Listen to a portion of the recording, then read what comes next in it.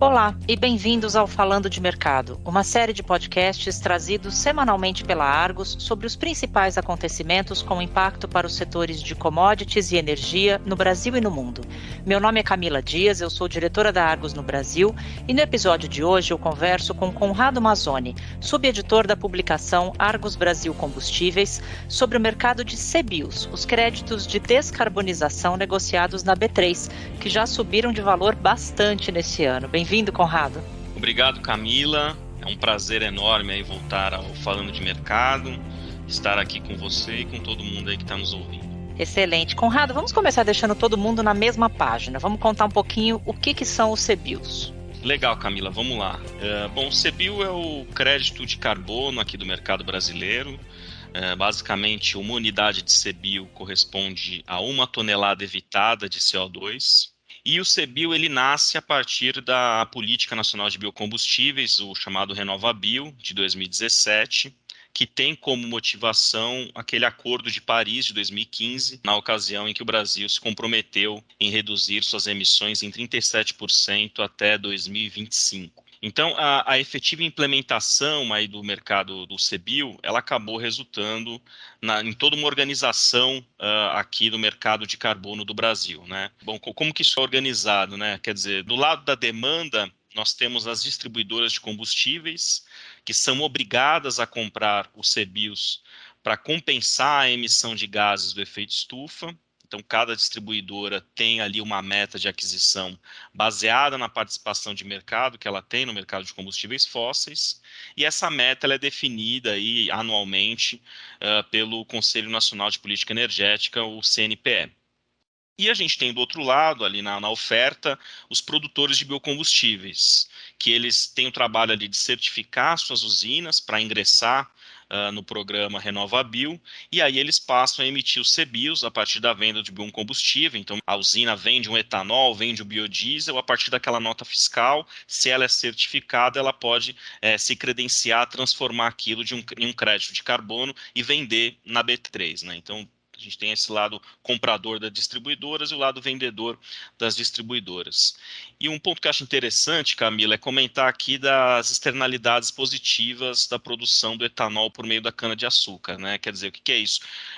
Durante todo o processo produtivo da cana, ele é um processo bastante ecológico, bastante favorável ao meio ambiente, porque a cana, ao longo desse processo, ela sequestra carbono da atmosfera, né? Então já ao longo do processo já é positivo ao meio ambiente, e no final, depois quando ela produz ali o biocombustível, né, o etanol, também polui menos nessa ponta final, né? Basicamente, a meta desse ano aqui pelo CNPE, a meta anual de descarbonização, é de quase 36 milhões de CBIOs, 35,9 milhões. Isso, para ter uma ideia, representa uma mitigação de 19,6 milhões de toneladas de CO2 da atmosfera, e é um valor equivalente aqui, para ter uma ideia, a 137 milhões de árvores em termos de captura de carbono.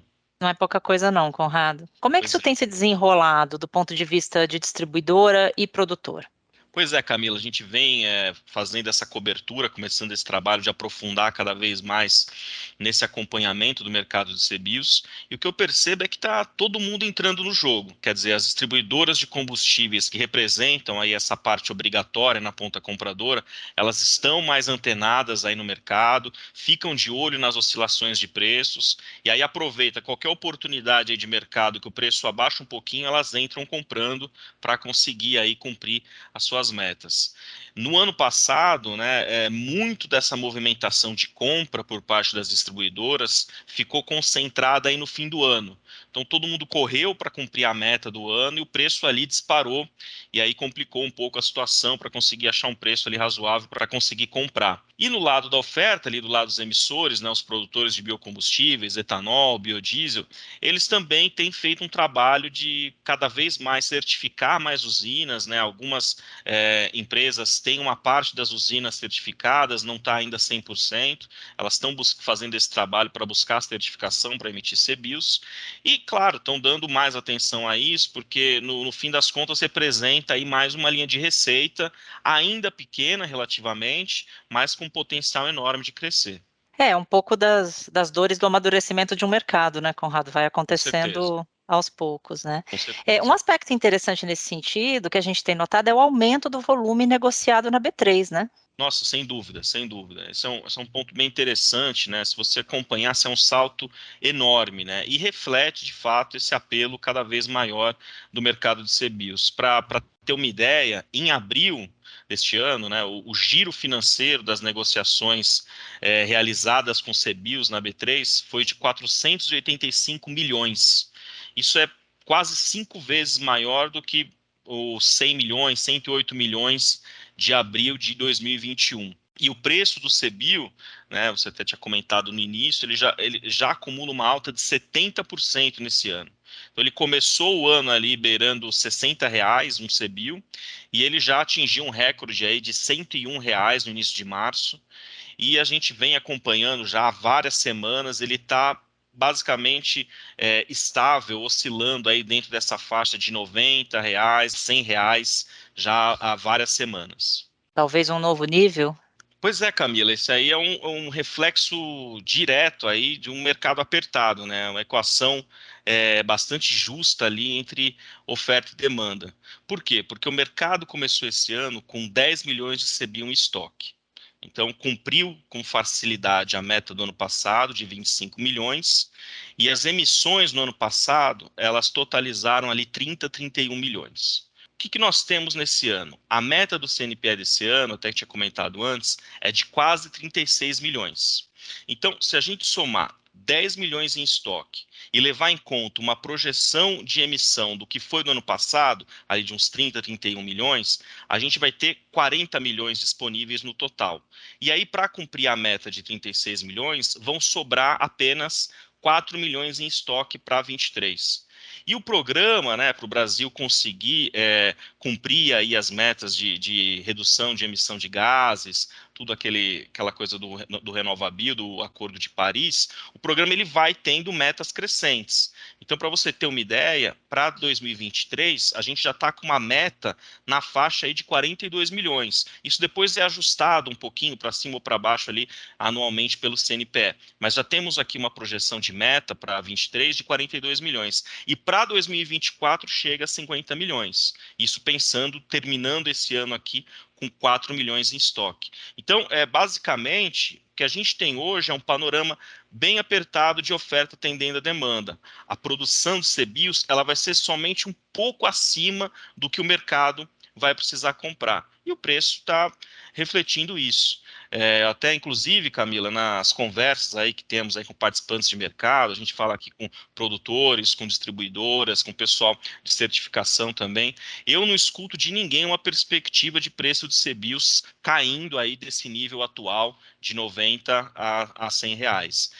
Na verdade, o que eu tenho ouvido é do outro lado, né? Assim, eu falava com o diretor de uma distribuidora na semana passada e ele está trabalhando aí com CBIOS subindo aí para 120 reais, 130 reais no segundo semestre, se o mercado aí prosseguir nessas condições apertadas aí de oferta e demanda. Conrado, uma dúvida que eu fiquei. Você comentou antes que o volume de CBIOS negociados no ano passado, por exemplo, ficou muito concentrado ali no final do ano, mais perto de cumprimento de metas e tal. Esse ano, essa liquidez está um pouco mais distribuída. A gente tende a ver uma liquidez mais distribuída ao longo do ano para os CBIOS, de maneira geral? Sim, sim, nós estamos vendo isso acontecer, né? Ao invés de deixar para todo o fim do ano para fazer essas compras, as distribuidoras, grande porte, médio porte, elas estão ali já tentando fazer compras mais escalonadas ao longo do ano, justamente para evitar que tenha uma força da demanda, uma força compradora muito forte em um determinado espaço de tempo. Existe um tempo até a venda da usina de etanol ou de biodiesel transformar aquilo em CBIOS, né? Aquilo tem um período, então, numa situação em que você tem vendas crescentes de biocombustíveis, as usinas podem até emitir mais CBIOS, só que isso aqui não é de forma imediata, né? Não é uma venda que já transforma imediatamente CBIOS, tem um prazo ali que a usina pode lançar mão, até estrategicamente, para colocar isso no mercado. Então a distribuidora ela fica de olho nisso, se aumenta ali a emissão de CBIOS, aumenta um pouco a oferta e o preço abaixa um pouco, ela entra comprando. Foi um pouco que a gente observou, inclusive no fim de março. No fim de março ali, provavelmente fechamento de balanço ali, algumas produtoras, uma inclusive que eu conversei ali em Mato Grosso do Sul, estavam fechando ali balanço, e aí elas emitiram CBIOS para justamente aumentar ali a receita no fechamento do balanço, e aí o preço chegou a dar uma aliviada, mas aí as distribuidoras entraram comprando e logo voltou aí para essa faixa de 90 a 100 reais. De novo, esse amadurecimento do mercado que a gente vai olhando, né, Conrado? Com certeza, com certeza. O início da safra de cana-de-açúcar no Centro-Sul tende a aliviar um pouco do ponto de vista da oferta? Legal, essa é uma grande pergunta, Camila. Você vê, desde o início do ano aqui até o fim de abril, a gente está com mais ou menos aí 15 milhões de CBIO disponíveis no mercado. Isso aí é um monitoramento do Itaú BBA que a gente acompanha também. E isso aqui, o que ele está levando em conta? Aqueles 10 milhões em estoque que eu tinha mencionado, que começou o ano, mais o que já foi emitido nesses primeiros meses do ano, e reduzindo, subtraindo o que já foi aposentado, né? O que é o que já foi aposentado? A distribuidora, ela não tem que somente comprar os CBIOS. Ela compra os CBIOS e ela retira do mercado, então ela aposenta esses CBIOS, para aí sim ela cumprir a meta. Então o volume que a distribuidora cumpre a meta não é o que ela compra e o que ela transforma em CBIO aposentado, que aí ela, de fato, cumpre aí o seu papel de descarbonização. Ela tira esse CBIO do mercado e assim as coisas vão acontecendo. Então, levando em conta esses 15 milhões e tirando aí o que já foi aposentado, a gente ainda tem uma necessidade de emissão desse ano para cumprir a meta do CNPE de 51%. Então, falta 51% da meta do CNPE para esse ano. E aí, chegando na pergunta, a safra de cana, começada agora, 2022-23, ela pode sim elevar a oferta de emissão de CBIOS, só que a estimativa da Conab, a Companhia Nacional de Abastecimento, é que a maioria das usinas vai favorecer o açúcar em detrimento ao etanol no mix de produção. A exemplo aí do que vem acontecendo nas últimas temporadas, a gente vive aí uma situação de precificação mais positiva aí no caso do açúcar. Então, a Conab está prevendo aí uma produção de etanol 5% menor, e um ciclo de moagem de cana também 2% menor aí devido àqueles problemas de clima que se arrastam aí, até atrasou o início da safra aí desde o ano passado. Então é um ponto aí que a gente vai ter que observar ao longo aí do desenrolar da safra, como é que fica aí esse mix. No caso do biodiesel, ainda é uma incógnita, porque as usinas elas estão buscando a certificação para emitir CBIOS, as usinas de etanol elas já estão um pouco à frente, um pouco mais à frente aí nesse processo aí de certificação, só que muitos produtores eles estão prevendo aí vendas menores de biodiesel esse ano por conta do mandato aí do B10. Então, menos venda de biodiesel, consequentemente, menos CBIOS também a partir do biodiesel. Até um ponto importante aqui, acho que vale legal destacar também, Camila, é que assim, além da parte obrigatória, as distribuidoras, dos emissores, que são os produtores de biocombustíveis, o mercado de CBIOS também tem a participação de investidores, né? Pessoa física, pessoa jurídica, como tem ali transacionando ações aí na B3. Mas isso hoje, em todo o mercado, todo o volume do mercado, representa aí só aproximadamente 1% do mercado. E também há algo desejável aí, até dentro do programa do RenovaBio, que essa fatia de participantes aumente ao longo do tempo e aí também melhorando e facilitando a precificação do crédito de carbono aqui no mercado brasileiro. Faz todo sentido, com esse nível de preços que a gente tem visto, né, e com essa oferta e demanda apertada, faz sentido que os investidores entrem também para participar desse mercado e não só cumprindo as metas obrigatórias. Esse é um tema que a gente está acompanhando e que agora cobrindo cada vez mais de perto dentro da nossa publicação, Argos Brasil Combustíveis.